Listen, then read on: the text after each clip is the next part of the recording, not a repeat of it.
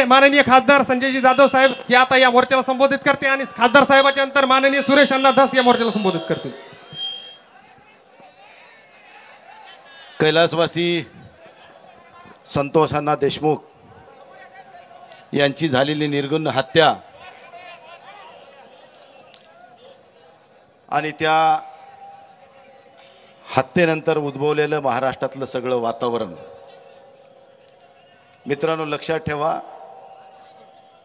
एखाद्या राजकीय वैमनस्यातून, जुन्या काहीतरी कौटुंबिक कलहातून, जमिनीच्या पैशाच्या व्यवहारातून, एखाद्या अनैतिक संबंधातून अशा घटना घडत होत्या पूर्वी. कधीतरी ते आम्ही ऐकत होतो, पण फक्त भाईगिरी करायसाठी जर एखाद्या निर्गुणपणाने एखाद्या सामान्य नागरिकाचा खून करणं म्हणजे हे माणुसकीचा खून झाला, लक्षात ठेवा.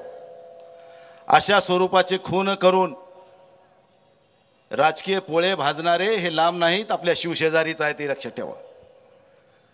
संतोष देशमुख असा पुन्हा होणार नाही ह्याची काळजी आपण सगळ्यांना घेणं हे आता काळाची गरज झालेली आहे.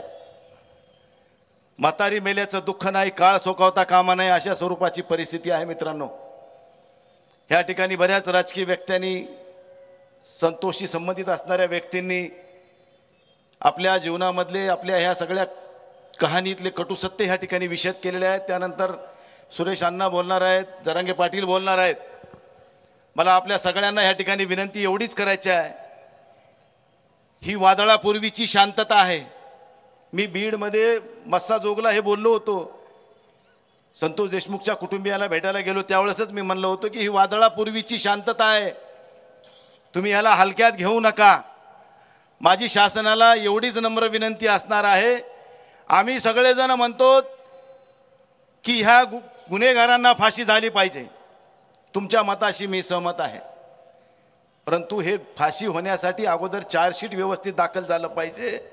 चार्जशीटमध्ये जर काही उणिवा असतील किंवा राजकीय दबावापोटी जर काही उणिवा ठेवण्यात आल्या तर आमच्या म्हणण्याला आणि आमच्या बोंबलण्याला अर्थ राहणार नाही, ही आधी वस्तू ठेवा. म्हणून राज्याच्या मुख्यमंत्र्यांना ह्या ठिकाणी मला या निमित्ताने एक विनंती करायची आहे. मुख्यमंत्री साहेब, हे परळी बीड जिल्ह्यातलं, हे महाराष्ट्रातलं एक सामान्य माणसाला त्रास देणारं केंद्र असं म्हणायला हरकत नाही. बिहारपेक्षा बिहारला बी लाजविल अशी परळी आहे, कारण परभणीला लागू नये म्हणून आपल्याला बी थोडं त्याचा जास्त अनुभव आहे. एकाही MSCBचं बिल त्या ठिकाणचे हे महाभाग भरीत नाहीत. वाळूचे मोठे मोठे ह्यांचे क्रेशर आहेत, जी क्रेशरमधून वाळू काढतात, तिची रॉयल्टी भरत नाही, तिचं लाईट बिल भरत नाही, कोणाला पैशाचा काही संबंध नाही. MSCBचं थर्मल आहे, तिथल्या राखेच्या बाबतीतला तेच विषय असेल.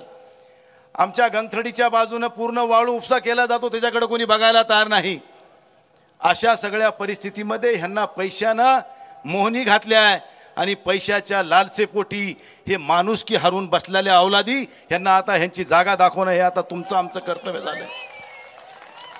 आम्ही शांत आहोत, संयमी आहोत, हे इथपर्यंत ठीक आहे, पण जर अशीच घटना जर होत राहिली तर आम्हाला संयमी म्हणून घेण्याचा अधिकार उरणार नाही.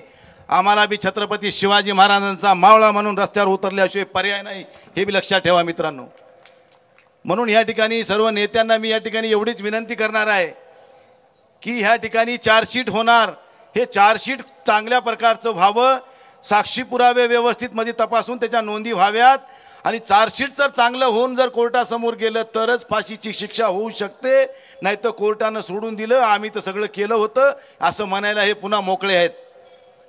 म्हणून माझी सगळ्या सुरेशांना धसांना जास्त करून विनंती करीन, संदीप क्षीरसागर असतील, विधानसभेतले सगळे आमदार असतील, की आपले हे सगळ्यांची नैतिक जबाबदारी आहे की हे चार्जशीट, कारण कोर्टाच्या न्यायालयासमोर लढाई लढत असताना ती कागदोपत्री लढल्या जाती, पुराव्याअभावी लढाई होत नाही. पुराव्याअभावी बाहेर काही बोलू शकतो, पण कोर्ट हे पुराव्यावरच बोलत असते आणि पुरावा हा खूप महत्त्वाचा आहे.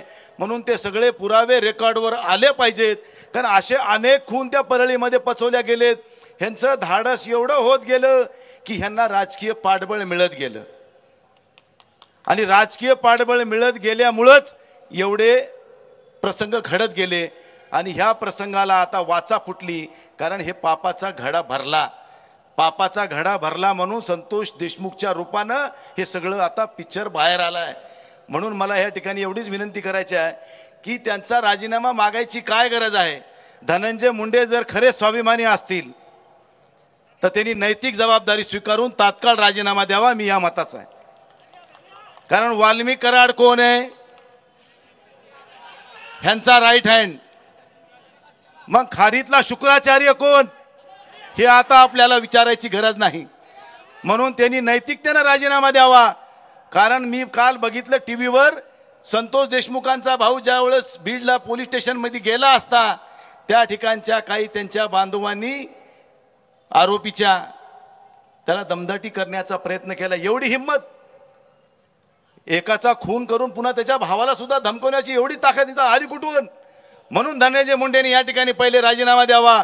आणि मुख्यमंत्री आणि अजितदादाला सुद्धा मी या ठिकाणी नम्र विनंती करीन की आपण तात्काळ यांचा राजीनामा घ्यावा आणि ही चौकशी निपक्षपातीपणानं व्हावी ही आमची प्रमुख भूमिका असणार आहे.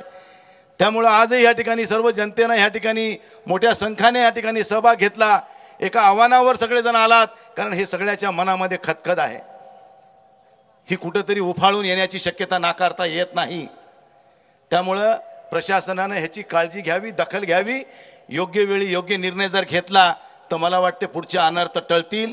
जर हे असंच चालू राहिलं तर एक दिवशी बिहार नाही हे त्याच्यापेक्षाही वेगळं चित्र या ठिकाणी या महाराष्ट्रामध्ये बघायला मिळेल. अशी परिस्थिती सध्या परळी आणि बीडमध्ये आहे. तिचं लोन थोडं बहुत आम्हाला वाटतं गंगाखेडच्या बाजूने बी वाहतं दिसायला लागले. पण त्या गंगाखेडला आवरायला आम्ही परभणीकर सक्षम आहोत. तेवढी चिंता करायचं कारण कारण एवढे मावळे आमचे सगळे तेवढ्यासाठी कधी बी अर्ध्या रात्री तयार आहेत. एवढंच या ठिकाणी सांगतो. पुन्हा एकदा सगळ्यांना या ठिकाणी आपण सगळेजण आलात. मी देशमुख कुटुंबाला या ठिकाणी मनपूर्वक अभिवादन करतो. तुमच्या पाठीशी आम्ही 100% आहोत. कुठेही तुम्ही हाक द्या, तुमच्या हाकेला ओ देऊन आम्ही या ठिकाणी उपस्थित राहू एवढंच सांगतो आणि थांबतो. धन्यवाद. धन्यवाद साहेब. यानंतर माननीय सुरेश अण्णा धस ज्यांनी अख्खं विधान भवन आपल्या याच्यावर घेतलं.